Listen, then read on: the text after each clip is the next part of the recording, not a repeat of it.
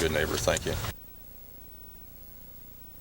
On Sunday, August 22, 1993, our self-described good neighbors at PMRF detained, handcuffed, and arrested members of the clergy, Native Hawaiians, and their guests, preventing them from holding a religious observance at Nohili Dunes, a Hawaiian sacred site and graveyard.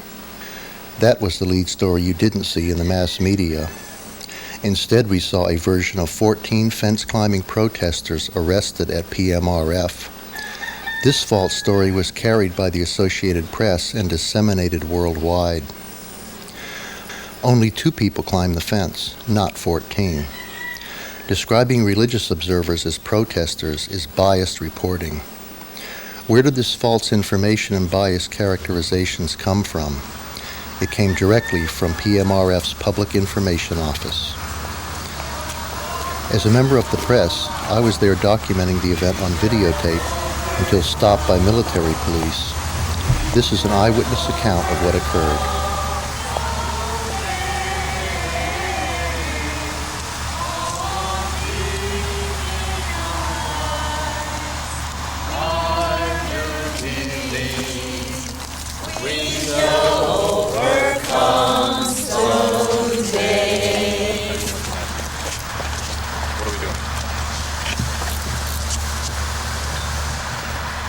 Our dignity has been shattered with this fence here. Yeah? Well, why are we being shut out and treated like this? Yeah? Well, Kaleo, there is a reason for that, which I think you know, which you had a hand in back in February. That's the why. I'm sorry if anybody's feelings or sentiments have been trampled on, but there is a track record that I have to go on here. Oh, we're going to track record. Biden and Jesus, the track record is you guys are doing genocide. Would you like to chat privately about whatever it is as well? I think you can speak here in the open with everyone. Yeah. Okay. What is this track record? What would you like? Well, this issue for us now is, the desecration of Nohili. We are here, religious leaders from throughout the state, from the Methodist Church, the United Church of Christ, the Hawaii Council of Churches, from California, the Buddhists are here. We are here in solidarity with each other. As Kanaka Maoli, we want to come and ensure that the dunes of Nohili are not desecrated any longer. And we have invited the non-Kanaka Maoli to be with us, be in solidarity with us. They understand the issue. And we are concerned about the dunes at Nohili. And we feel we have the right to be there for as long as we want to be there. We have the right to be on the dune, be it overnight or for the next week. And those are our positions, yeah. Well, so what do you want tonight, Kaleo? I mean, what can I do for you? We want to visit the dunes and to be on the dunes, yeah. Which all of us, yeah. Want to be on? Yeah. The dune that is being impacted by the launch pad. You want to go up to Nohili? Yeah. Well, Kaleo, I can't prove that tonight, so you know what's going on. The base has always been a good neighbor. We have always been friends, I thought. At least we have a certain degree of respect mutually, Kaleo and I. And while I understand your sentiments and your issues, and I have a great deal of respect for them, there are things that I can do as commander of PMRF and things that I cannot do as commander of PMRF. It is not my intention to confront tonight. It's my intention to accommodate. The firing of the missiles from the dunes is sacrilege to Native Hawaiians who believe that to be a sacred ground? I believe that there are probably some people who believe that. I'm not going to get into that debate. I want to know what you think. Do you believe that a firing of the missile from the dunes is a sacrilege to Native Hawaiian religion? I'm not going to comment on any of that. Kaleo, you know where I stand on all this. Where you stand? It's not an issue of friendship, is it? Is this an issue of friendship? It's an issue of sacrilege, isn't it? Sir, where are you from? I'm from Big Island. I grew up here in Kauai. My father was a pastor of Lihui Christian Church. Where are you from? I'm from here now. Yeah, Ha'aheo, this is Ha'aheo Guanzan from the Aloha. Peace Institute and Hawaii Ecumenical Coalition. We just want to express that we understand that we have been refused access to the dune of Nohili itself, and therefore we want to recognize this place right here as the base of the dune. Okay. Yeah, and we want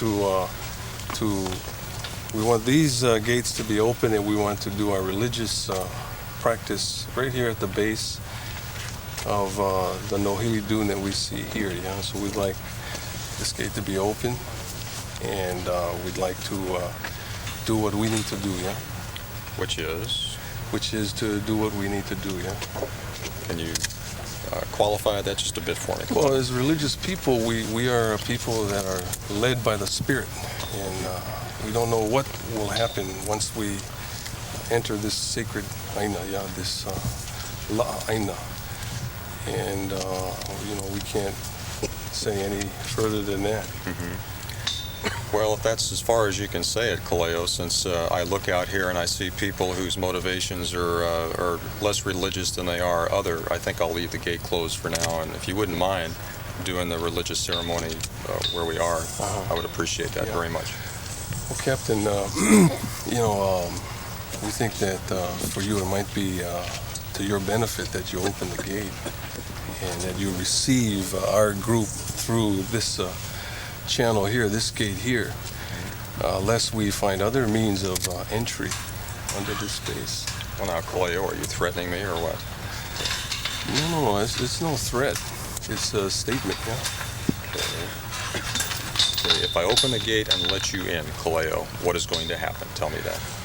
We are here to perform acts of religious worship. Okay. An act of religious worship may mean the actual giving of ourselves in sacrifice to the purposes and beliefs that we have regarding the desecration of this site. We do feel that this site is being desecrated, and we are willing to give ourselves, our bodies, our minds, our hearts, and our souls as an act of sacrifice and worship to this dune, the sacred dune, which does contain the bones, the iwi, of Kanaka Maoli in worship. Okay. Now, you say if I let you in that some people are going to want to sacrifice themselves. Can you tell me what that means, Kaleo? Well, that may mean that we may need to go all the way to the dune, the source itself. Okay. Well, that being the case, then certainly the reasonable man would not open the gate now, would he? Yeah. Okay. What about I would the good repeat- neighbor? I would repeat the offer. We are a good neighbor, thank you. I would repeat the offer that if a handful of Native Hawaiians would like to come on the base, I will certainly honor that request. We cannot abide by that request because we have guests here that we would like to take with us, yeah? Okay. Well, I can't allow that, Kaleo. Captain Mullins refused to open the gate and allow entry onto the base. Onipa. The clergy, Native Hawaiians, and their guests turned and started walking back down the road.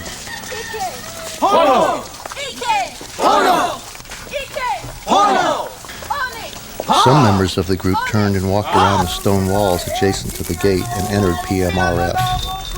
Only 2 Native Hawaiians climbed over the chain-link fence. Suddenly, military police dressed in camouflage and carrying big sticks appeared from between 2 buildings and formed a barricade at the gate. Other military personnel started grabbing the clergy, the Native Hawaiians, and their guests. Aloha. Coming peacefully. Aloha, brother. This Lutheran minister was not arrested, but the Native Hawaiian was. Next team. Aloha, brother. Next team. Desecration. Full on desecration. Full on desecration.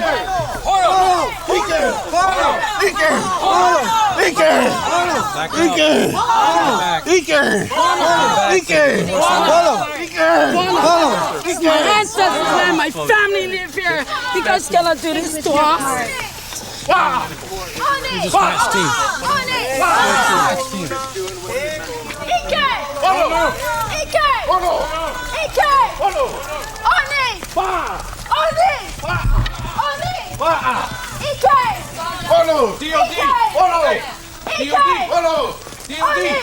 The military police began forcefully escorting people between two buildings.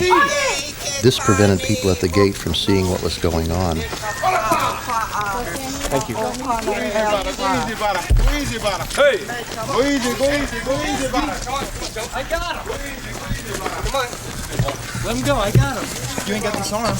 Just get both his arms. Get I got both this his one. I got arms. this one. Get the other arm. I got it. There's cuffs on these people. Here, come here. Who's got the big flexi cuffs? They'll break them. I already have one broke. They already broke those. Here you go. Here, hands back.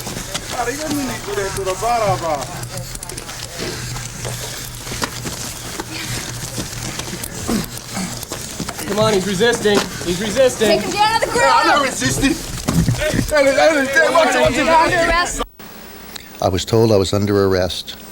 I ejected the tape and stood against the wall. An MP with the big stick was assigned to guard me. I asked him if I could continue to videotape. The MP said no, stay where you are. With images of the Rodney King beating fresh in my mind, I did as I was told. The native Hawaiian, handcuffed by military police, was screaming at the top of his lungs in pain. I saw the plastic cuffs on so tight they were almost invisible, hidden in the folds of his skin. He continued screaming until a security officer cut the cuffs free. This arrest, as reported by PMRF's Public Information Office to the Associated Press, was said to have occurred without incident. I saw undue use of force and a man in pain. Others still handcuffed were being led to a white bus.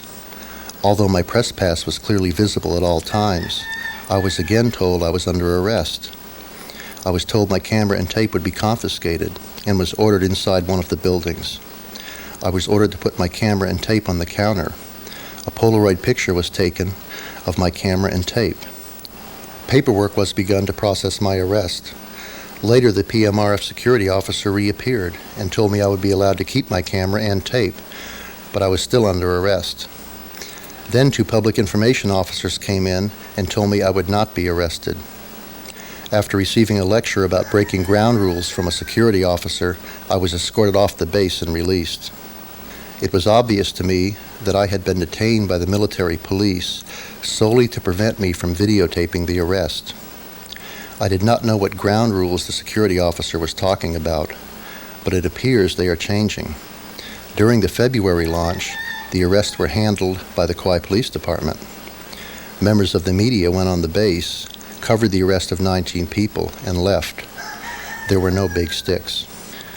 This time, PMRF was taking people out of public view and using unnecessary force. They were arresting members of the press and releasing false stories to the Associated Press. The Associated Press spread these stories without verifying the facts with other eyewitnesses.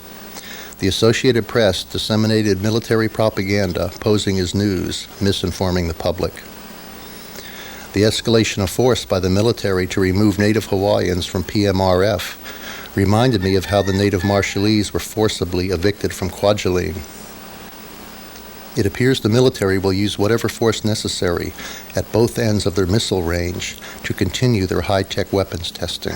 I realize that around the world today, America is big and powerful, and her international influence is enormous and hard to believe. But the bad things she's doing around the world today are the worst. All this I can't understand, and I just can't seem to figure out how America is. In evicting the landowners, Missile Range Commander Colonel William Spinn ordered his guards to, quote, use deadly force only in extreme necessity, unquote, and if there is any shooting by guards, they should shoot to wound and not to kill. The protesters were returned to their home on Ebi Island, and Missile Range authorities resumed normal operation of the base.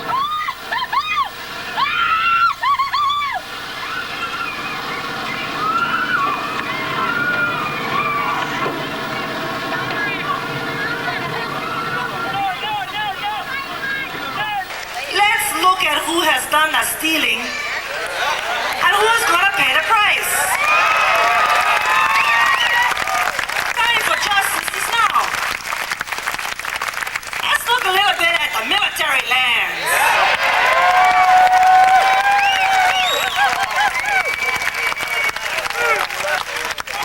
I understand that America is going broke.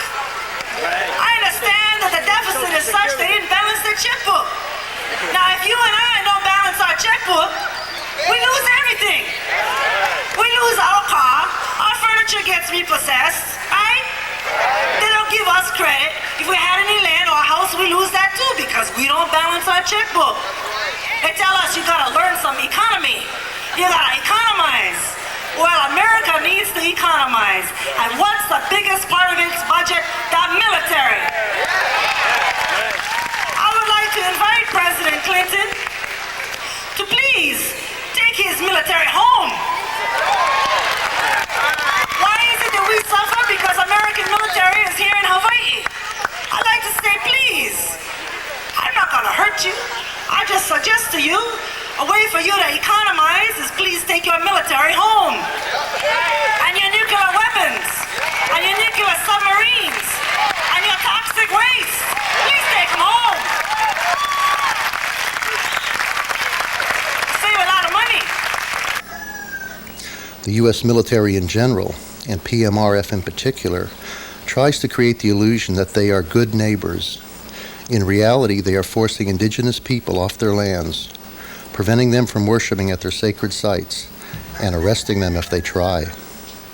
They are detaining members of the press so the public won't know the truth, and releasing false stories to the media about what occurred. This was my first visit to our good neighbors at PMRF. I was up close and personal and didn't like what I saw. Frankly, they didn't seem all that neighborly.